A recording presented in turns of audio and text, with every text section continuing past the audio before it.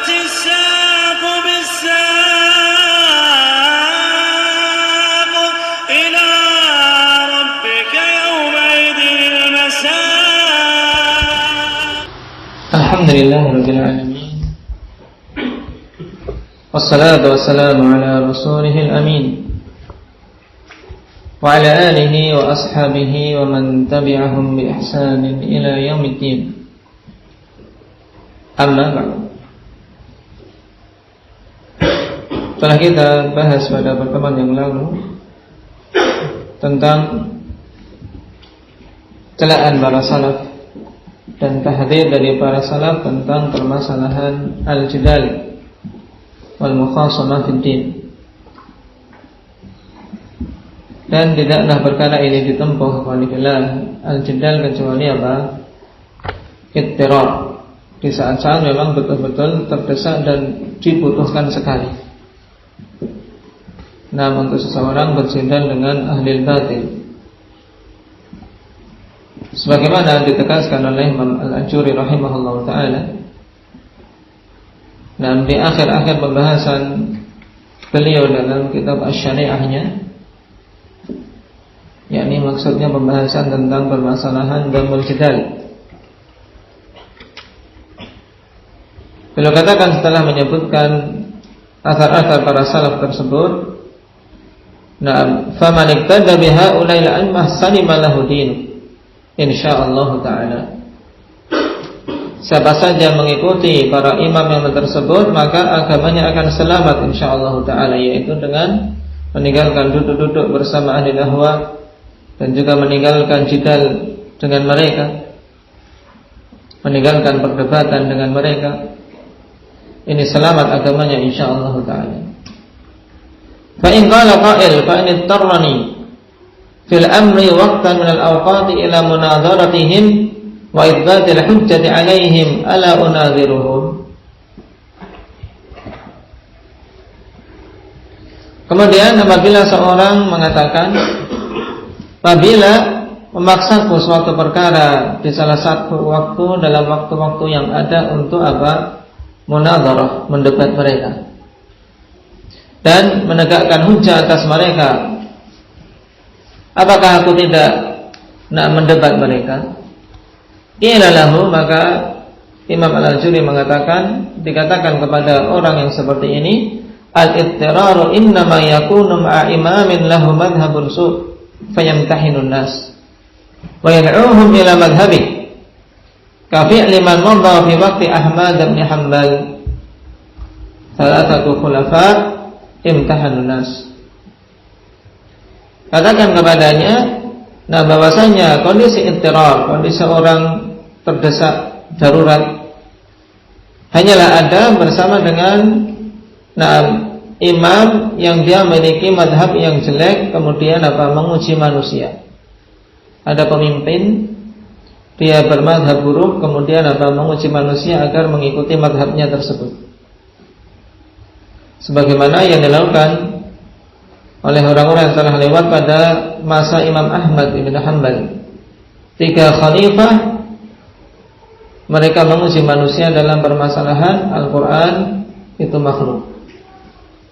Mereka meyakini demikian, padahal Allah Subhanahu wa ta'ala telah menegaskan bahwasanya Al-Quran kalamullah. Wa da'awhum ila madhhabihim su' falam yajidil ulama buddan min adz-dzabbi 'anid din.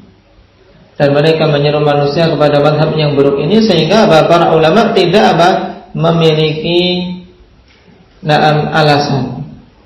Jadi para ulama harus mereka membela agama ini. Harus membela agama. Walaupun dengan cara munadharah. Wa aradu bidzalika ma'rifatal 'ammatal haqq minal batil.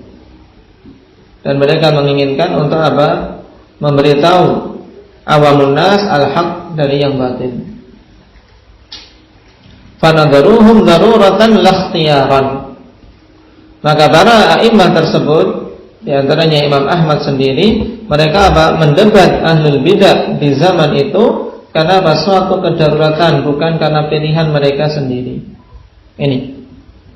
Fa'athbatallahu ta'ala al-haqqa ma'a Ahmad bin Hanbal wa man kana 'ala tariqatihi wa adallallahu ta'ala al-mu'tazilata wa faddahahum wa 'arafatil 'ammah anna al-haqqa ma kana 'alaihi Ahmad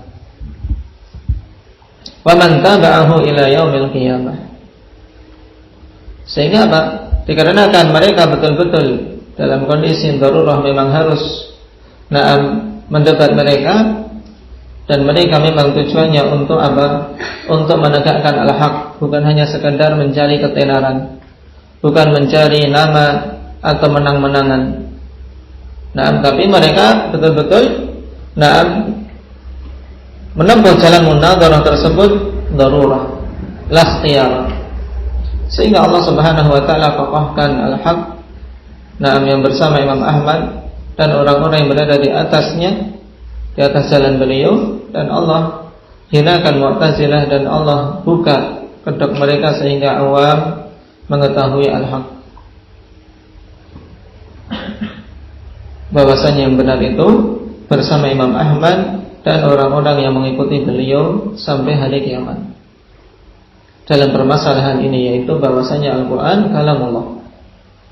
Ini penting akhwanillah. Karena memang ahli bidah di setiap zaman mereka berusaha untuk apa? Memancing ahli sunnah. Mengajak mereka berdebat. Ini kebiasaan mereka. Bahkan di kalangan mereka dipelajari bagaimana berdebat, bagaimana berusaha untuk menjatuhkan lawan, bagaimana berusaha untuk apa? Menimbulkan talbis. Oleh karena itulah merupakan keliruan kalau kemudian ahli sunnah menyambut mereka. Dalam kondisi tidak ada kedaruratan, jalan dakwah banyak, tidak perlu berdebat. Munadharah dengan mereka. Jalan dakwah banyak. Dan tidak kita dapati imam, yaitu pemimpin kaum muslimin walhamdulillah, yang kemudian apa? Memaksa manusia untuk meyakini madhab yang batil tersebut. Sehingga misalnya seperti tantangan Buya Yahya. Buya Yahya menantang di mana-mana, menantang salafiyun untuk mengajak berdebat. Akhirnya diladeni oleh sebagian mereka-mereka yang menganggap dirinya sudah kokoh. Akhirnya memalukan sendiri. Memalukan dan menjadikan taring mereka semakin kuat.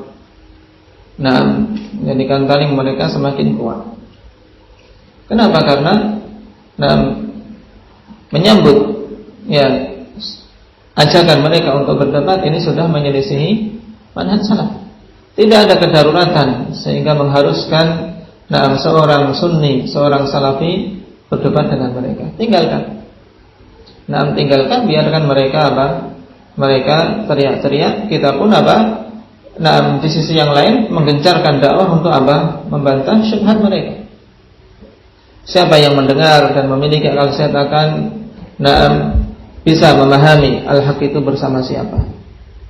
Dan orang-orang yang betul-betul mencari al-haq, jujur, Allah Subhanahu wa taala akan berikan petunjuk. Adapun menyambut setiap seruan ahli bidah untuk berdebat, menganggap dirinya seperti Imam Ahmad, ini adalah kekeliruan, hurur. Kalau Ayyub As-Sikhtiyani rahimahullah taala katakan lastu firadin alaihim asyadda minas sukut, apalagi kita. Bantahan kita dalam masalah perdebatan ini tidak ada yang lebih menyakitkan bagi mereka kecuali diamkan saja. Diamkan. Dalam artian apa? Tidak perlu menyambut seruan apa? Mereka. Ajakan mereka untuk berdebat, apalagi berdebat munadharah di hadapan umum, live lagi. Ini menunjukkan hurur, bukan metode ahli sunnah. Mereka gampang saja, sebagian ahli bidah atau bahkan mayoritasnya kita ketahui prinsip mereka apa? Al-khida' wal kadhib wat talbis. Tipu muslihat, kedustaan dan talbis. Dan kita salafiyun tidak bisa berkata kecuali harus di atas bukti, harus mencari bukti. Tidak boleh kita berdusta. Gampang mereka mengatakan Syekhul Islam berkata di kitab-kitab ini demikian. Salafi bingung nyari di mana. Akhirnya kebingungan sendiri. Kitabnya syekhnya sendiri tidak menguasai. Gimana kita mau menguasai semua ikhwani fillah? Kitab banyak sekali. Syekhul Islam berapa? Ibnul Qayyim berapa? Mereka gampang saja. Imam Syafi'i mengatakan demikian. Kita bingung di mana. Ya kalah di hadapan awam. Mau demikian ya kalah. Kurang telaah itu. Ustaz itu kurang mumpuni. Sudah maju dakwah melawan Habib kami. Ya tidak bisa. Mereka ahlul bidah prinsipnya itu. Jangan kita memberikan ketiqahan, kepercayaan kepada ahlul bidah. Karena prinsip mereka al-khida' wal talbis wal kadhib. Ini sudah jelas. Makanya para ulama rahimahumullah taala, bahkan para a'immah betul-betul memperingatkan umat. Yang diperingatkan bukan penuntut ilmu kecil-kecil ya kawan. Ini para imam di zamannya, mereka saling memperingatkan satu sama lain untuk tidak menerjunkan diri dalam perkara ini. Maka kita dapati munadharah di kalangan para a'immatus salaf sangat sedikit. Kenapa? Karena mereka tidak menempuhnya kecuali karena memang kondisi idtirar. Contohnya Imam Ahmad. Dan kebanyakannya dalam masalah ini. Masalah apa?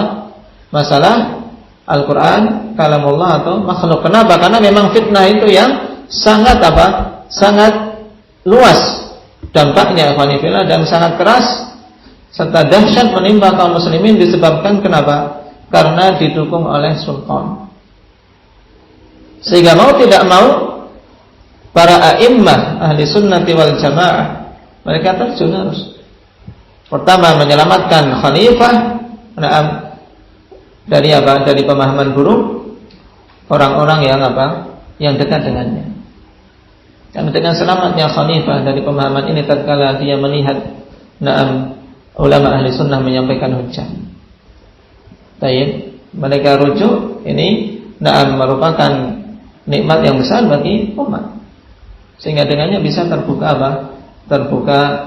dan terlepas dari fitnah. Sebagaimana yang terjadi pada khalifah siapa? Yang akhirnya beliau yang pada zamannya fitnah khalqil Quran terselesaikan. Pada zaman siapa? Pada zaman siapa? Al-Mutawakkil. Dan 3 kurun khalifah yang mereka menguji manusia dalam masalah ini. Siapa saja? Hendaknya dicari. Diawali dari siapa? Fitnah khalqul Quran. Khalifah Ma'mun. Yang kedua berikutnya Ma'mun, Mu'tasim, kemudian Wathiq. Urut-urutannya seperti ini atau terbalik? Ma'mun, kemudian setelahnya Mu'tasim, yang ketiga Wathiq, kemudian khalifah yang keempat Al-Mutawakkil. Di zaman Mutawakkil, Allah Subhanahu wa taala singkap kebatilan ahlul batil dan Allah angkat fitnah tersebut. Di antara sebabnya karena kekokohan Imam Ahmad rahimahullah taala yang insyaallah taala akan kita baca pada poin berikutnya tentang permasalahan Al-Qur'an kalamullah. Qala rahimahullah taala wal Qur'anu kalamullah wa laysa bimakhluqin wa la tad'uf an taqula laysa bimakhluqin fa inna kalamallahi sifatun min sifati laysa biba'inin minhu wa laysa minhu syai'un makhluq wa laysa syai'un min sifatihi makhluqun wa iyyaka wa munadharata man ahdatha fihi wa man qala bil lafzi wa ghairi wa man waqafa fihi faqala la adri makhluqun aw laysa bi makhluq wa innama huwa kalamullah. Fahadha sahibu bid'atin mithlu man qala huwa makhluq wa innama huwa kalamullah wa laysa bimakhluq. Pada poin ini, ikhwani fillah, Imam Ahmad rahimahullah ta'ala ingin menegaskan tentang keyakinan ahli sunnati wal jamaah tentang Al-Quran yang beliau bela dengan taruhan jiwa beliau, ikhwani fillah, sabar dan kokoh menghadapi apa cambukan dan pukulan serta berbagai macam siksaan. Beliau katakan Al-Quran kalamullah wa laysa bimakhluk. Al-Quran itu adalah kalamullah, bukan makhluk. Wala tan'uf an taqula laysa bimakhluk. Jangan engkau melemah dari mengatakan bahwasanya Al-Quran itu bukan makhluk. Karena dengan mengatakan ini, ikhwani fillah, menjadi tamyiz, menjadi pembeda antara ahli sunnah dan Jahmiyah serta Mu'tazilah serta keseluruhan ahli bidah yang menyimpang dalam permasalahan Al-Quran. Dan memang sebelum munculnya fitnah khalqil Quran, seorang cukup untuk mengatakan Al-Quran kalamullah. Tapi tatkala muncul fitnah khalqil Quran, di mana mereka membuat kerancuan pada pemahaman umat, butuh ahli sunnati wal jamaah untuk menegaskan bahwasanya keyakinan Al-Quran kalamullah, ya, konsekuensinya apa? Meyakini bahwasanya Al-Quran itu bukan makhluk. Cuman sebagian awam tidak paham, sehingga harus diperjelas dan ditegaskan Al-Quran kalamullah ghairu makhluk atau laisa bimakhluk. Hal ini banyak ikhwanifillah kita dapati dalam perkara-perkara akidah yang dulu di zaman sahabat tidak perlu ikhwanifillah. Nah, para sahabat mengatakan apa Al-Quran kalamullah laisa bimakhluk, tidak perlu. Karena semuanya berada di atas akidah yang lurus. Mereka meyakini kalau Al-Quran itu kalamullah, sifat di antara sifat-sifat Allah. Sebagaimana dulu juga para sahabat tidak perlu mengatakan Sunni Salafi. Nah, tidak perlu. Kenapa? Karena mereka semuanya di atas Islam yang safi, Islam yang murni. Lalu kenapa kok kemudian di masa belakangan butuh? Karena apa? Untuk membedakan. Setelah munculnya berbagai macam kebid'ahan sehingga butuh tamyiz, butuh untuk membedakan mana yang di atas metode para sahabat dengan yang menyelisihi mereka. Muncul bid'ah Khawarij, muncul bid'ah Qadariyah, muncul bid'ah Rafidhah dan seterusnya. Dan semuanya mengaku apa? Muslim. Mengaku muslim sebagaimana yang dibawa oleh Rasul. Kalau tidak ada yang membedakan, akan membuat kerancuan. Akhirnya butuh para ulama ikhwanifillah untuk apa? Menambahkan. Nah, dalam memberikan pembeda antara apakah dia ini yang mengikuti Rasul ataukah dari kalangan ahli bidah. Sehingga butuh seorang mengetahui, menambahkan padanya dia seorang Sunni, seorang Salafi, seorang ahli sunnah dan seterusnya. Yang demikian hendaknya kita ketahui ikhwanifillah, sehingga tidak muncul dalam benak kita bahwasanya penamaan yang demikian itu bid'ah. Tidak ada kebid'ahan sama sekali. Baik. Karena itu penamaan dan juga asalnya dibangun di atas dalil-dalil yang sabit.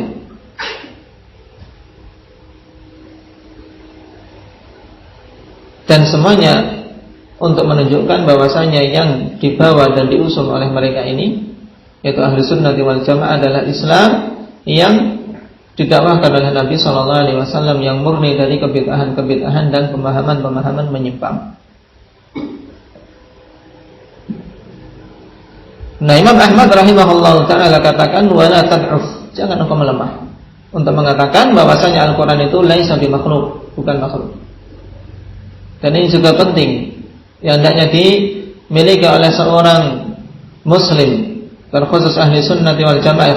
Jangan melemah untuk menerimakan suatu perkara yang hak, walaupun diselisih oleh manusia. Nah, walaupun diselisih oleh manusia. Qala rahimahullah, fa inna kalamallahi sifatun min sifatih, laisa biba'inin minhu. Sebab sungguhnya kalamullah itu adalah sifat di antara sifat-sifat Allah, tidak terpisah dari Allah Subhanahu wa taala. Naam, sehingga apa? Berarti ya bukan makhluk. Nah, wa laysa minhu syai'un makhluqun, dan tidak ada. Nah, minhu yaitu min di sini tam'idiyah. Tidak ada dari sifat-sifat Allah Subhanahu wa taala tersebut apa yang merupakan makhluk. Wa laysa syai'un min sifatihi makhluk, tidak ada sesuatu pun dari sifat-sifat Allah Subhanahu wa taala yang makhluk. Nah, karena apa? Pembahasan tentang sifat ikhwanillah seperti pembahasan tentang zat.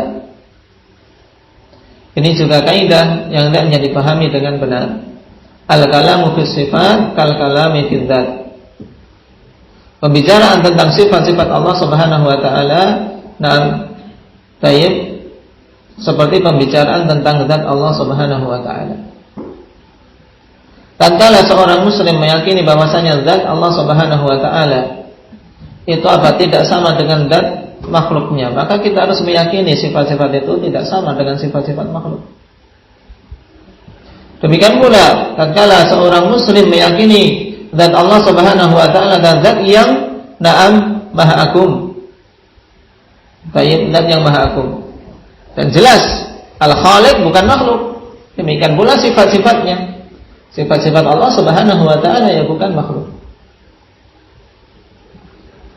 Dan di sana ada pembahasan tentang permasalahan sifat ikhwanillah. Apakah itu zat ataukah zaidah anil zat? Itu pembahasan kalamiyah. Pembahasan yang dicetuskan oleh ahlul kalam. Insyaallah taala kita bahas dalam akidah tahawiyah. Tapi yang jelas di sini yang hendaknya antum pahami sehingga tidak bingung dan tidak terperangkap dengan apa? Dengan istilah-istilah ahlul bidah. Nah, Imam Ahmad ini menegaskan bahwasanya Al-Qur'an itu kalamullah. Dan kalamullah itu adalah sifat di antara sifat-sifat Allah. Karena sifat Allah apa? Al-kalam. Sifat Allah itu al-kalam di antaranya. Allah berbicara. Nah, sesuai dengan kehendak Dia. Nah, sesuai dengan masyiah Allah Subhanahu wa taala. Dan sifat Allah bukan makhluk. Nah, kenapa? Karena tidak ada sesuatu pun dari sifat-sifat itu yang makhluk. Nah, oleh karena itulah para ulama mengatakan boleh untuk seseorang apa? Bersumpah dengan Al-Qur'an.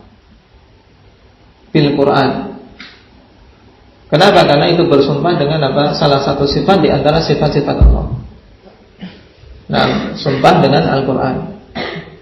Tapi jangan sampai kita pahami, nah, sebagaimana yang dilakukan oleh awamun nas, yaitu ketika bersumpah yang diangkat mushaf di atas kepalanya, ini keliru. Bukan maksudnya demikian. Baik. Bukan maksudnya adalah bersumpah dengan mushaf itu, tidak, tapi bersumpah dengan Al-Qur'an, yaitu dengan sifat di antara sifat-sifat Allah. Karena Al-Qur'an adalah kalamullah. Paham di sini? Kemudian beliau katakan, wa iyyaka wa munadharata man ahdatsa fihi wa man qala bil lafzi wa ghairi. Dan hati-hati kamu, tinggalkanlah olehmu berdebat dengan orang-orang yang mengada-adakan perkara baru dalamnya. Ini lihat Imam Ahmad ikhwanillah yang beliau sendiri apa? Terjun dalam munadharah dikarenakan terpaksa. Beliau peringatkan di sini, hati-hati kalian dari apa? Munadharah, dari berdebat dengan apa? Dengan orang-orang yang melakukan kebid'ahan. Baik. Bukan kemudian beliau setelah mampu memenangkan munadharah dan mampu meruntuhkan syubhat-syubhat ahli batil, nah akhirnya apa? Membuka pelajaran munadharah. Nah, untuk apa? Mempersiapkan generasi agar mampu mendebat ahli batil. Tidak. Ini bukan metode para salaf. Ini bukan metode para salaf. Beliau peringatkan, hati-hati kalian dari apa? Mendebat orang yang melakukan kebid'ahan dalam perkara ini. Dan hati-hati kalian dari mendebat orang yang mengatakan bahwasanya lafzi bil Quran itu makhluk. Yang dimaksud dengan man qala bil lafzi yaitu na'am, keyakinan atau ucapan mereka yang mengatakan bahwasanya lafzi bil Quran makhluk. Insyaallah nanti akan kita pelajari perinciannya. Wa ghairi, dan juga orang-orang yang melakukan kebid'ahan yang lain.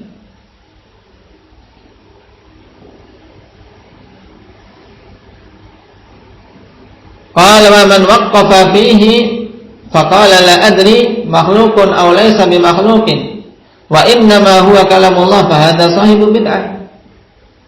Poin berikutnya ikhwanifillah, beliau peringatkan juga dari orang yang tawakuf.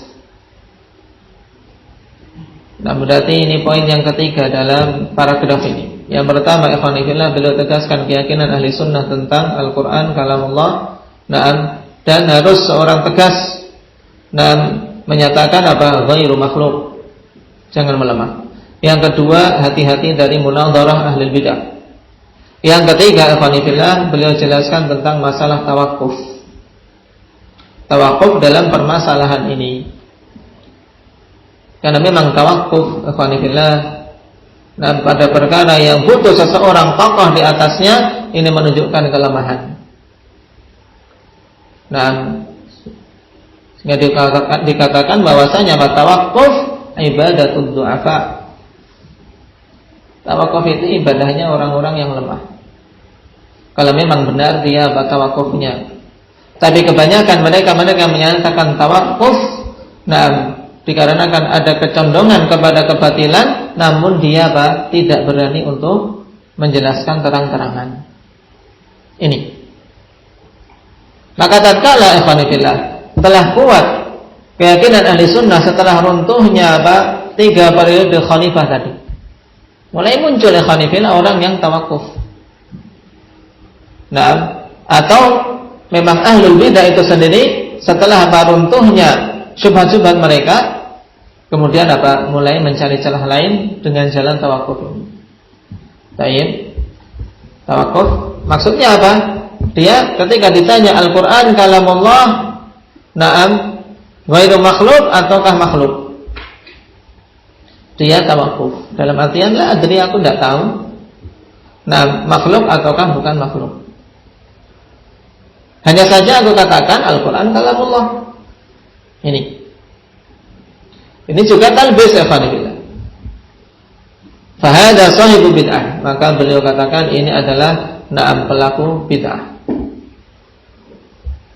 Yaitu al-waqifah. Orang-orang yang tawakuf dalam permasalahan Al-Quran kalamullah makhlukun atau ghairu makhluk. Baik.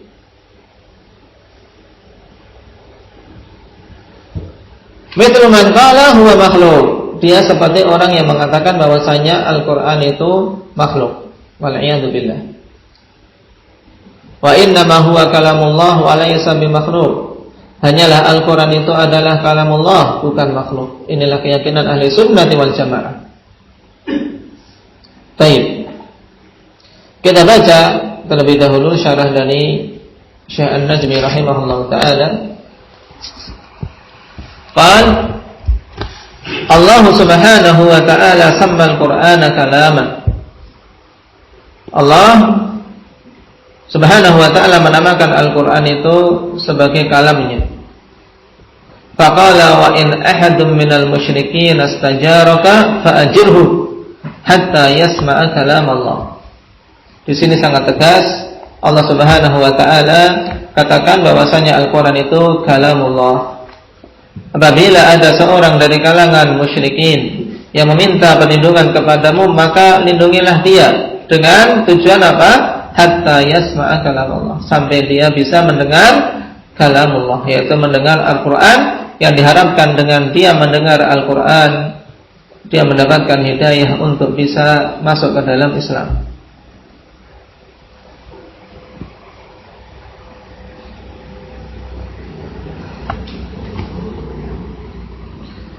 Di sini Allah katakan kalam Allah.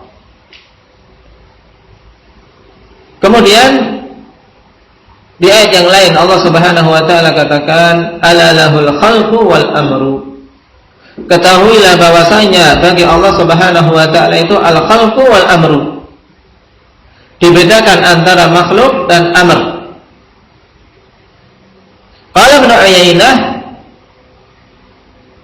wa ghairuhu al-khalqu khalqullah wal amru al-Qur'an. Allah bedakan. Kalau seandainya Al-Qur'an itu makhluk, maka tidak ada fungsinya dibedakan di sini. Tatkala Allah Subhanahu wa taala sebutkan tersendiri menunjukkan bahwasanya amr itu bukan makhluk. Dan penafsiran para salaf yang dimaksud dengan al-khalqu yaitu khalqullah, yaitu makhluk-makhluk Allah Subhanahu wa taala, sedangkan al-amr dalam ayat ini adalah Al-Quran. Athar dikeluarkan oleh Imam Al-Ajurri dalam Syariah dengan sanad yang hasan dari Imam Sufyan bin Uyainah Ibni Abi Imran Maimun Al-Hilali Abu Muhammad Al-Kufi thumma Al-Makki, seorang yang thiqatun hafizun faqihun imamun hujjah. Nah, dan telah kita lihat di dalam pembahasan mustalah, beliau apa?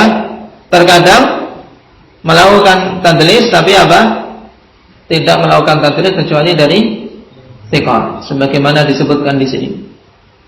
Illa annahu taghayyara hifdhuhu bi akhirah. Hanya saja hafalannya mulai apa? Berubah di akhir umur beliau dikarenakan usia. Demikian manusia, tidak ada penyakit yang mampu diobati. Kalau sudah terkena penyakit ketuaan. Fakana rubbama dallasa lakin anithiqan. Dan beliau terkadang melakukan tadris, tapi tidak mentadris kecuali dari thiqan. Min ru'usit tabaqati tsaminah wa kana athbatan nasi fi Amr bin Dinar. Orang yang paling kokoh riwayatnya dari Amr bin Dinar. Mata fi Rajab. Taib. Sana 98 wa lahu 91 sanah. Nah, kalau 91 tahun ya memang sudah lanjut usianya. Ini Sufyan bin Uyainah. Ingat-ingat ya khonifillah penafsiran. Naam ala lahul khalqu wal amru. Al khalqu khalqullah wal amru naam al-Qur'an.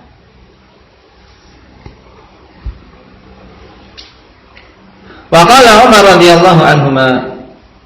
Wa qala Umar radhiyallahu anhu al-Qur'an kalamullah. Fala tasrifuhu ala ara'ikum. Al-Quran itu adalah kalamullah, maka jangan palingkan Al-Quran itu atas pemikiran-pemikiran kalian. Maksudnya apa? Ya, Al-Quran kalamullah. Jangan kalian palingkan maknanya dengan pemikiran-pemikiran kalian, tapi hendaknya pemikiran kalian itu yang mengikuti kalamullah azza wa jalla.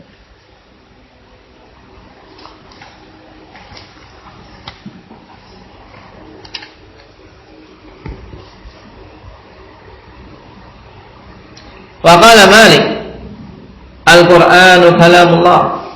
Dan Imam Malik mengatakan Al-Qur'an itu kalamullah. Sebagai faedah antum perhatikan catatan kaki nomor 4. Malik Ibnu Anas Ibnu Amir Ibnu Amr Al-Asbuhi Abu Abdullah Al-Madani Al-Faqih Imam Daril Hijrah. Imam Darul Hijrah. Kenapa digelari demikian? Indah ya Ridwan. Imam Darul Hijrah. Darul Hijrah itu mana? Madinah. Kenapa beliau imam ahli Madinah? Ra'sul mutqinina wa kabirul muthbitin. Ya.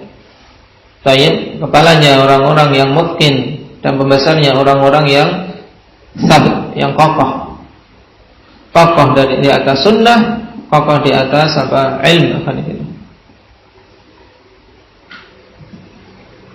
Hatta qala al-Bukhari asahhul asanid kulliha Malik an Nafi' an Ibni Umar. Sampai-sampai Imam Bukhari mengatakan sanad-sanad yang paling sahih secara keseluruhan adalah sanad ini, Malik an Nafi' an Ibni Umar. Ini asahhul asanid indal Bukhari. Jadi menurut Imam Bukhari sanad yang paling sahih rangkaian ini akan dikatakan an Malik an Nafi' an Ibni Umar.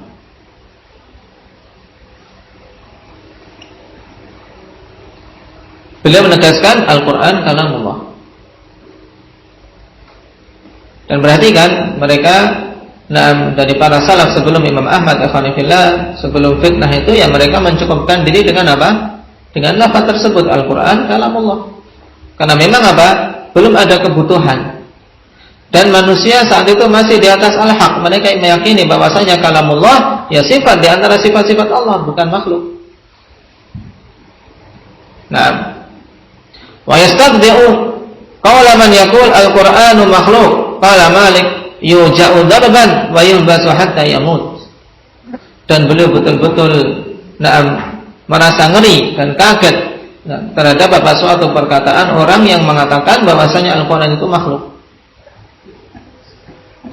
Malik mengatakan yuja'u darban, hendaknya orang yang seperti ini dipukul dengan pukulan yang menyakitkan. Dan yuhbas hatta yamut, dia ditahan di penjara sampai mati.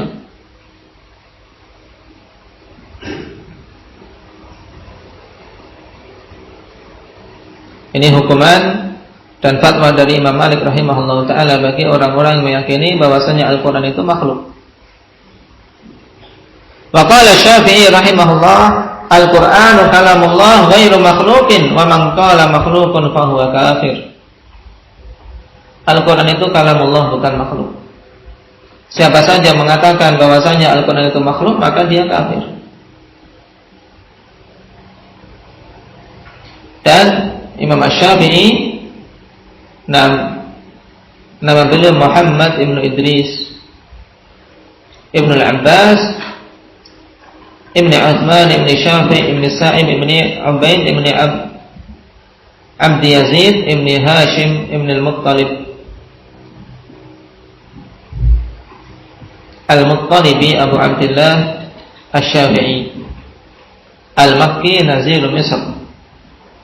Makanya beliau memiliki dua pendapat biasanya, qaul qadim dan qaul jadid. Pendapat dulu yang lama dan yang baru setelah beliau tinggal di Mesir.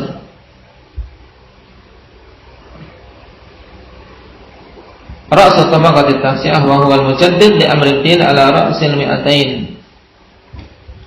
Nah, disebutkan para imam ini, Imam Syafi'i, Imam Malik, Imam Ahmad, karena memang umat ikhwanifillah mengakui tentang keimamahan mereka. Ada berkelanjutan pembahasan, insyaallah kita lanjutkan pada pertemuan yang akan datang.